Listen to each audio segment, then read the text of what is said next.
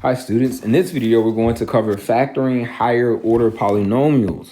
So the first technique that we're going to use to factor is you should always start by removing the greatest common factor. We want to find all of our solutions. So for this one, we have f of x is, you can read, and so the first step is always take out the greatest common factor. In this case, that's x squared, and that's going to leave us with x squared times 2x squared minus 5x minus 3. And if we're finding the solutions, we just want to set that equation equal to 0. So one factor is maybe x squared equals 0. In that case, x is going to equal 0 and x is going to equal 0 again because it's a root of multiplicity 2. So next we need to factor the 2x squared minus 5x minus 3. And we're going to factor this by grouping. Remember, for a quadratic trinomial, you're going to multiply 2 times negative 3. That's going to give you negative 6x squared. And so you're looking for factors of negative 6x squared. They give you negative 5x. That's going to be negative 6x and a positive x. So we get 2x squared minus 6x plus x minus 3 equals 0. And the first group, you can take out a 2x. So that gives us 2x times x minus 3. And in the second group, you get a plus 1 times x minus 3. And they have a common factor of x minus 3. So that gives us 2x plus 1 times x minus 3 equals 0. So our other solutions are x equals negative 1/2 and x equals 3. So we found a root of multiplicity 2. So we have 0. So our solutions are 0, 0, negative 1/2, and positive 3. And that's by just removing the greatest common factor and factoring as necessary. Next, we can just factor. So a common way to factor a cubic is by factoring by grouping. It's similar to what we did for the quadratic. To factor by grouping, you always group the cubic term and the squared term. You group the linear term and the constant term. From the cubic and the quadratic term, you should have a common factor of x squared. So that's going to give us x squared times x minus 3. And from the 2x minus 6, there's a common factor of 2. So we'll take out an x minus 3. And that, again, we're factoring that to set it equal to 0. So our solutions are going to be x minus 3 times x squared plus 2. And in the case of x minus 3 equals 0, you're going to get a solution of x equals 3. In the case of x squared plus 2 equals 0, you're going to get x squared equals negative 2. And so x is going to equal plus and minus the square root of negative 2, which, if you remember from algebra 1, that's going to be plus or minus I square root 2. So our two solutions are our three solutions are 3 and plus and minus I square root 3. These are imaginary solutions because they contain that I. We'll talk more about these complex solutions in a separate video. But we get one real solution, two imaginary solutions in this case. If we have a quadratic form, it's going to be when the polynomial has 3 terms and the degree of the polynomial is half the degree of the middle term, and then you have a constant term. So in the case of x to the 6th minus x cubed plus 1, the degree is 6. The middle term has a power that's half of 6, which is 3. And then you have this constant term. This is in quadratic form and can be factored using the same way you factor a trinomial.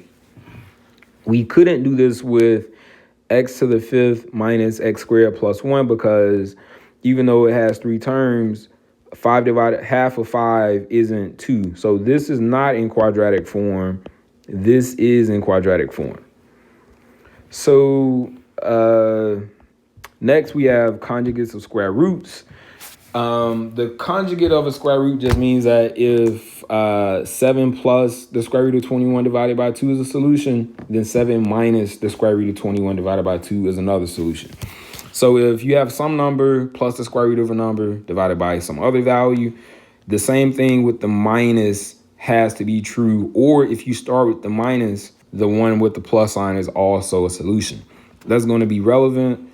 So for this, we need to find all of the solutions to 3x to the fourth minus 17x squared plus 20. So this is in quadratic form because we have a power of 4, we have half of 4, and we have a term that has no x's. So you're going to factor this like you would factor a quadratic that's like x squared. So remember, we're going to multiply 3 times 20. That's going to give us 60x to the fourth. We're looking for factors of 60x to the fourth. That would give us negative 17.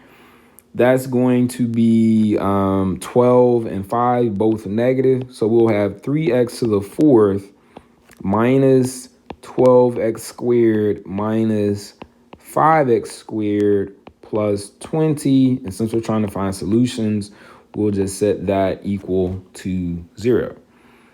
So we factor by grouping. We take out 3x squared. So we're going to have 3x squared, and that's going to give us x squared minus 4. And for this second group, we can take out a negative 5, and that's also going to give us x squared minus 4 equals 0. So now we get 3x squared minus 5 and x squared minus 4 both equal 0. So in one instance, we get 3x squared minus 5 equals 0. And so 3x squared is going to equal 5. We divide both sides by 3. So x squared equals 5/3. And x is going to equal plus and minus the square root of 5 divided by the square root of 3.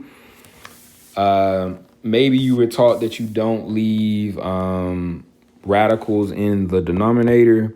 So that would give you plus, you would just multiply by the square root of 3 in the numerator and denominator. And that would give you plus and minus the square root of 15 over just 3. So that's one of our solutions. Well, that's two of our solutions. And then we have x squared minus 4 equals 0. So x squared equals 4.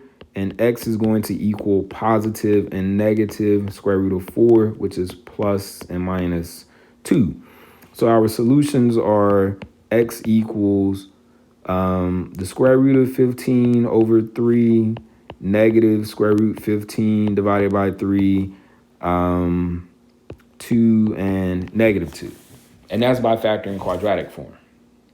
So next is we need to find the solutions of 3x cubed plus 4x squared minus 15x minus 20.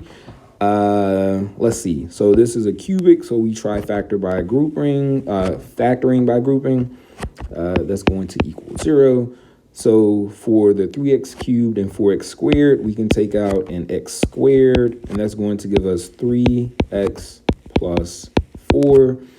And then for negative 15x minus 20, we can take out a negative 5, and that's also going to give us 3x plus 4 equals 0. And so we get x squared minus 5, and we get 3x plus 4 equals 0.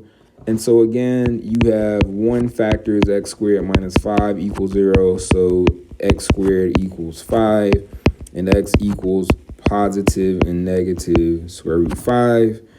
And then we have 3x plus 4 equals 0. So it should be pretty routine to see that x equals negative 4/3. So our three solutions are plus and minus 5 and negative 4 and negative 4/3. Our last example is we're we're finding all the solutions to this equation. So remember, the first thing you look for is the greatest common factor. In this case, they have an x in common. So you have x times 4x cubed plus 8x squared minus 3x minus 6. And then the x just hangs out for a moment, and you can factor by grouping. I don't know why I did that. So if we factor this by grouping, you would have 4x squared times x plus 2. Then you can take out a negative 3 from that group. So you would have minus 3 times x plus 2 again. So this completely factors to be x times 4x squared minus 3 times x plus 2. And I guess since we're finding roots, we set that equal to 0. So if x equals 0 is one solution because of that. Then we have 4x squared minus 3 equals 0. That's quickly going to give us x equals 3/4. And so x equals plus and minus the square root of 3 divided by 4, which is the square root of 3 divided by the square root of 4, which is just going to be plus and minus square root 3 divided by 2. And then our other solution is if x plus 2 equals 0, obviously x equals negative 2. So what I'm circling, these are our solutions. 0, plus and minus square root 3 over 2, and negative 2. And last is we have 3x to the 4th minus 23x squared plus 40. This is in quadratic form, so we're going to multiply the 3x to the 4th and 40. That's going to give us 120x squared. We need factors of 120 that give us negative 23. Let's think for a moment. We have 10, 12, 6, and 20 don't work. Why am I missing the obvious? 15 and 8. 15 and 8. So we're going to get 3x to the 4th minus 15x cubed minus 3x to the 4th minus 15x squared, minus 8x squared plus 40. And again, factoring by grouping because it's we have 4 terms, so we can take out a 3x squared. So we're going to get 3x squared times x squared minus 5. And you can factor out a negative 8. And that's also going to give you x squared minus 5. And since we're finding roots, we'll set that equal to 0. So you get 3x squared minus 8 times x squared minus 5 equals 0. And so we're going to have 3x squared equals 8. So x squared equals 8 divided by 3. And x equals positive and negative square root 8 over square root 3, which is the same as the square root of 24 over 3, which that's 4 times 6 under the root. So that's 2 square root 6 over 3. Or positive and negative. And then we have x squared minus 5 equals 0. So x squared equals 5. And so x equals positive and negative square root 5. So our 4 solutions are 2 root 6 over 3, negative 2 root 6 over 3, square root 5, and negative square root 5. We'll say x equals, and we'll circle all of that. All right, so that concludes this video on factoring higher order polynomials.